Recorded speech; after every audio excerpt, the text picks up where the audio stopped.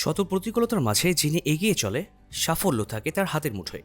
ময়মনসিংহের মোহাম্মদ হামিদুল হক উজ্জ্বল তেমনই একজন সাহসী উদ্যোক্তা। তিনি 2000 সালে বাস অ্যাক্সিডেন্টে 2 পা হারিয়ে ফেলেন।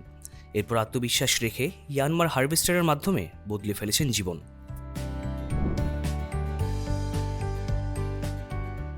50% ভর্তুকি নিয়ে আমি গাড়ি কিনেছি।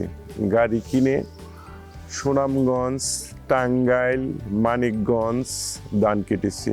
এবারে হিসাব করে দেখা যেতে 1 একর জমি কাটতে পারলে সঠিকভাবে তাহলে দেখা যায় 2.5, 3, 3.5 পর্যন্ত লাভের পরিমাণ থাকে। তাই আমার মনে হয় আমি ওই গাড়ি চালিয়ে ভালো আছি এবং 2022 সালের প্রথম এবং শেষে 2টা সোনালিকা ট্রাক্টর নিয়েছি। এগুলো নিয়ে আমি ইনশাল্লাহ ভালো আছি, আলহামদুলিল্লাহ। কিন্তু আবার সুবিধা আছে কি, ইয়ানমার হারভেস্টার ট্যাঙ্কি ডালে 600 কেজি দানা দেয়।